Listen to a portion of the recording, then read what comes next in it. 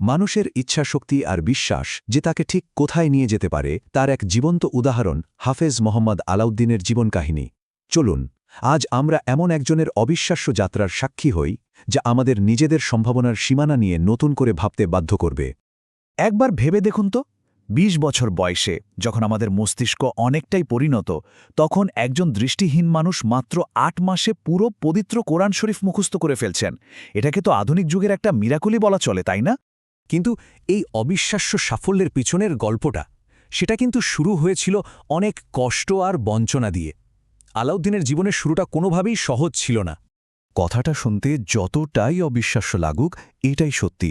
জন্মানোর পরেই শুধু দৃষ্টিহীন হওয়ার অপরাধে তার বাবা মা তাকে ফেলে এসেছিলেন এক আবর্জনার স্তূপে। এভাবেই জীবন শুরু হয়েছিল তার, চরম এক বাস্তবতা আর পরিত্যাগের যন্ত্রণা নিয়ে। কিন্তু ভাগ্য হয়তো তার জন্যে অন্য কিছু ভেবে রেখেছিল। তার দাদি তাকে সেখান থেকে উদ্ধার করেন আর নিজের সবটুকু মমতা দিয়ে বড় করে তোলেন। ছোটবেলা থেকেই তার গানের গলা ছিল অসাধারণ। সেই প্রতিভাকে কাজে লাগিয়েই তিনি কনসার্টে গান গেয়ে আয় করতে শুরু করেন। আর অদ্ভুত ব্যাপার হল, যখনই তার হাতে টাকা আসতে শুরু করল, ঠিক তখনই তার সেই পরিবার তার প্রতি আগ্রহী হয়ে উঠল। ঠিক এখানেই তার জীবনের মোড় ঘুরে যায়। জাগতিক গানের জগৎ ছেড়ে তিনি পা বাড়ান আধ্যাত্মিকতার পথে, আর এই সিদ্ধান্তটাই তার জীবনকে এক সম্পূর্ণ নতুন দিকে নিয়ে যায়। এই যে একটা বিশাল পরিবর্তন, সিনেমার জনপ্রিয় গান ছেড়ে দিয়ে গজলের আধ্যাত্মিক জগতে আসা, এর মাধ্যমে তিনি শুধু আর্থিক সাফল্য না, জীবনের এক গভীর উদ্দেশ্য খুঁজে পেয়েছিলেন। আর তার জীবনের এই দুটো পর্বই ছায়ার মতো তার পাশে ছিলেন একজনই মানুষ, তার ওস্তাদ আইনউদ্দিন আল আজাদ। ওস্তাদকে বলা খুব সাধারণ এই একটা কথাই তার জীবনের সবচেয়ে বড় আর কঠিনতম যাত্রার শুরুটা করে দিয়েছিল। এই ছোট্ট একটা ইচ্ছাই তাকে কোরআন হেফজ করার সেই অবিশ্বাস্য পথে নিয়ে গিয়েছিল। তো প্রায় অসম্ভব এই কাজটা তিনি করলেন কিভাবে? চলুন এবার সেই অবিশ্বাস্য জার্নিটার কথাই শোনা যাক, যা সবাইকে অবাক করে দিয়েছিল। কিন্তু শুরুটাই হয়েছিল একটা বড় ধাক্কা দিয়ে।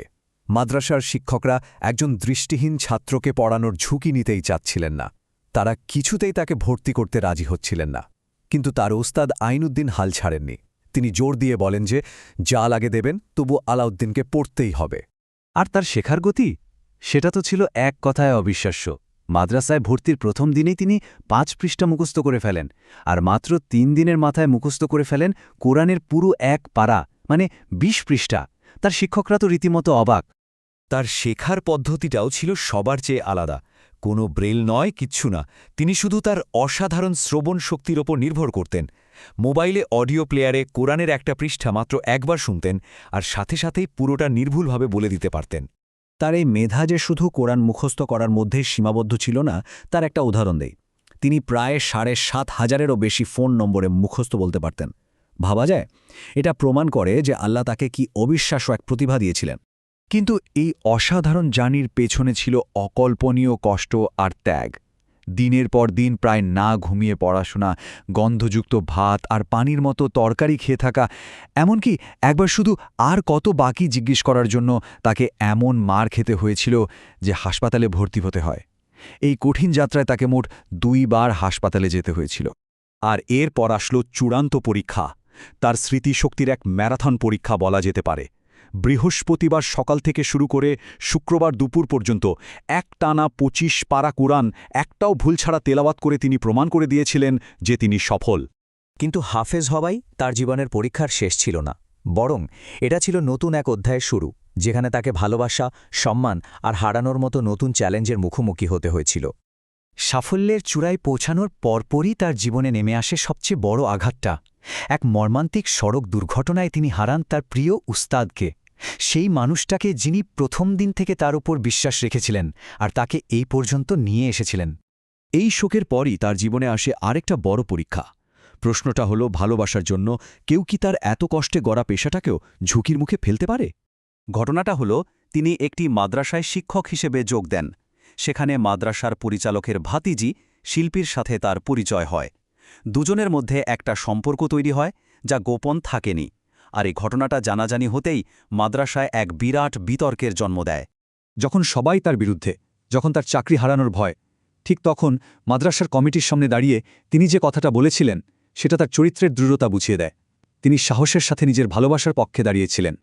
এর ফল যা হল তা এক কথায় অবাক করার মতো। একদিকে তাকে চাকরি থেকে বরখাস্ত করা হল, কিন্তু অন্যদিকে তার সমর্থনে মাদ্রাসার সব ছাত্র একসাথে মাদ্রাসা ছেড়ে বেরিয়ে গেল। তিনি হয়তো পদ হারিয়েছিলেন, কিন্তু জিতে নিয়েছিলেন মানুষের ভালোবাসা আর সম্মান। তো আলাউদ্দিনের পুরো জীবনটা থেকে আমরা আসলে কি শিখতে পারি? তার গল্পটা আসলে প্রতিকূলতাকে জয় করার আর অদম্য ইচ্ছাশক্তির এক জীবন্ত দলিল। তার জীবন আমাদের চোখে আঙুল দিয়ে দেখিয়ে দেয় যে জন্ম থেকে পরিত্যক্ত হওয়া, দৃষ্টিহীনতা বা সমাজের কোনো বাধাই আসলে চূড়ান্ত নয়। নিখাদ একাগ্রতা, বিশ্বাস আর ভালোবাসা দিয়ে যে কোনো অসম্ভবকে সম্ভব করা যায়। তিনি প্রমাণ করেছেন কঠিন পরিস্থিতি মানুষের ভেতর থেকে অসাধারণ শক্তি বের করে আনে। আলাউদ্দিনের জীবন কাহিনী শেষে একটাই প্রশ্ন মনে আসে, মানুষের ইচ্ছাশক্তি আর বিশ্বাস তাকে ঠিক কতটা পথ নিয়ে যেতে পারে? এর উত্তর হয়তো আমাদের সবার ভেতরেই কোথাও লুকিয়ে আছে।